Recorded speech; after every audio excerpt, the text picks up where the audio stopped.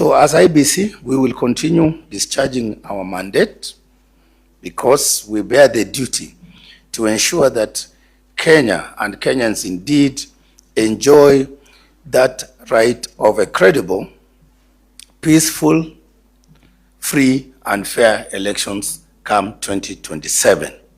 And in that regard, we have speeded up our efforts to prepare for 2027. You've seen the last week we've gazetted the official election period as per the Constitution. We are required to gazette elections 1 year, exactly 1 year to the date when we will be voting. And we have done that. So the information is out there. We have gazetted the electoral timelines, which are mandatory, and therefore take this opportunity to also call upon those of us who are interested in participating in politics, including the political parties, to ensure that we adhere to those electoral timelines, because they are cast in stone. So if you are required to resign by a particular date, if you are a state officer, please do so. Don't come later on crying and shedding tears, telling us that we are treating you unfairly, and yet we have given you adequate notice.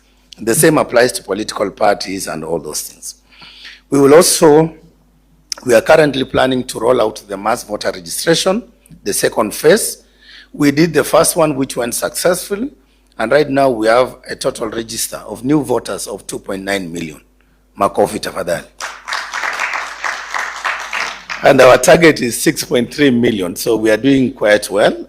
We are continuing to register voters, even in our Huduma centers and constituency offices across the country. But very soon we will announce to the nation the next phase of the mass voter registration exercise. We will also roll out voter education with the support of various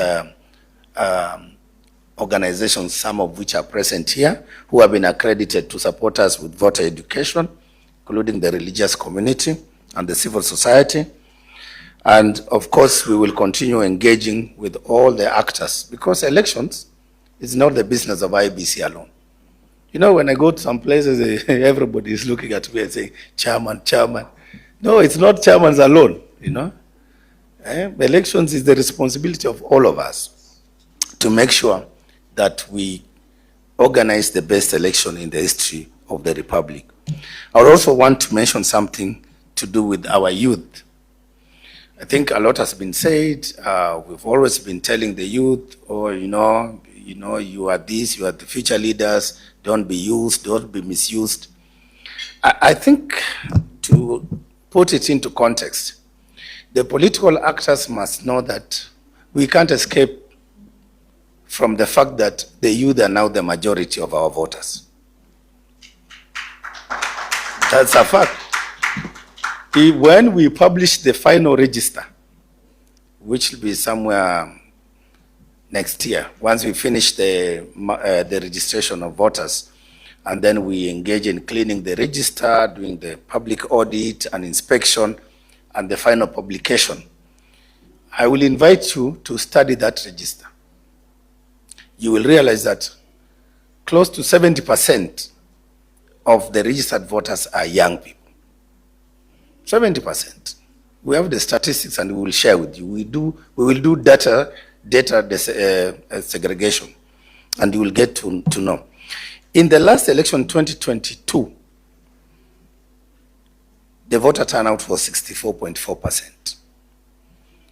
If you stretch your memory back to 2017 elections, the voter turnout was 78.9%. So that tells you from 2017 to 2022, there was a sudden drop from 78.9 to 64.4. That means somewhere in between, we lost about 2 million voters who did not show up to vote for their leaders. Sadly, most of those voters, very easily, most of those voters come from that category of the young people, of the youth.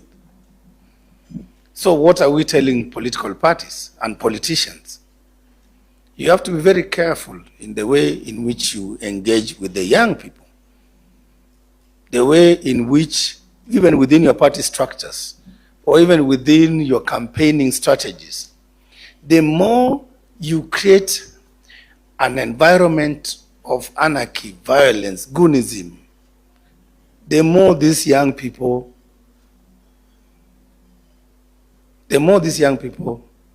will tend to stay away from all this. Remember, this is a very impressionable group. Easily they get bored with this kind of environment. So as we move towards the next election, I will urge all politicians to desist from activities. These young people, this ethnicity thing, they don't want those things. And when they see our politicians emphasizing on negative ethnicity, profiling, zoning, hate, they have a choice to stay out of it. And therefore, the voter turnout is likely to go even further down. So instead, let us do positive messaging, positive campaigns that will encourage these young people, that will excite them to join in as the new voters to elect their leaders. As I conclude, I would also like to address the media. I can see many cameras here. I think the media, you have immense power. And with power comes also responsibility. We need to ask ourselves, all these stories that we are churning out there, are they for the good of the country, of your country, or are they likely to take our country in the wrong direction? And for the elections, are you promoting democracy in the republic, or you are stifling, or you are undermining the very same integrity that you demand from Iebc and other stakeholders by the way in which you report facts and truths? We've witnessed a situation where the media sometimes twists facts, and the media has thrown away caution out of the window. We see situations where you don't fact check some of these politicians when they peddle around some rumors and some malicious falsehoods. That's not good. As responsible journalists, I'm sure you've been trained, you have your code, and you should apply that to help us give Kenyans the correct facts so that then they can trust in what we are doing and prepare to turn up in large numbers and to exercise their democratic rights. In conclusion, allow me to thank NCIC for activating this campaign of Uchaguzi Bila Noma. I know Kenyans were very resilient. Sometimes we might feel a bit down, a bit hopeless, but when we wake up and rally ourselves around, there's a way in which we turn things around. And I've seen it in 2012, 2013, when we launched the Uyano platform, and I'm very happy, Bishop, you have a vice chair who was one of my officers those days, and we worked on the Uyano platform, Chagua Amani Zuia Noma, and I believe that this initiative of today is a continuation of that initiative. And I believe now that we have activated the soft power, Prime Cabinet Secretary, this is called the soft power, peace building, conflict prevention, mediation, arbitration, and all that. And I believe one of the things that I want us to encourage is that panel of eminent mediators. We want as Iebc to have that group of eminent Kenyans who will be intermediaries, interlocutors, who will create a safe space for us to have dialogue with even the political competitors, the candidates, so that then we are not bogged down by the desire to do everything, and yet we have all these structures that can help us to mediate some of the things. But I also urge that in as much as we apply the soft power, where the soft power fails, I believe that's why Masengeli is here representing IG, and of course the Minister for Interior is here. We need also to employ the hard power. Because whatever it takes, we have to secure the country. We have to secure the greater public good. So I believe we will work together as agencies with the mandates and as duty bearers as we prepare the country for a successful 2027 general election.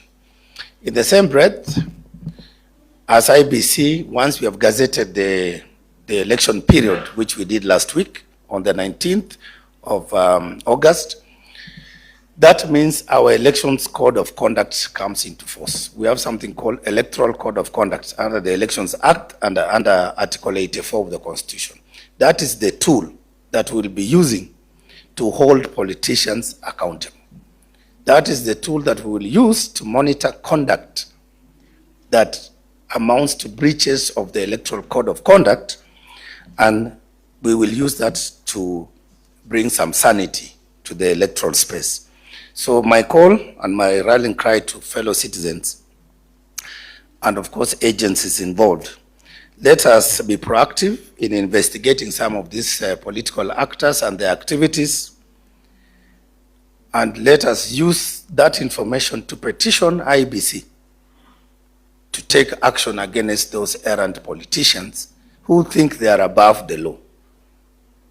Why would 2,000 people disrupt the peace of 55 million Kenyans? Is that fair? Because they are looking for a job.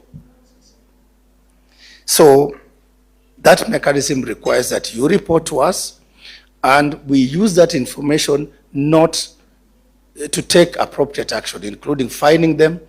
Na kama mbaya, if it's really tough, we will even disqualify some of them from contesting, because why would you clear a leader who is undermining the peace and stability of the country? I thank you very much.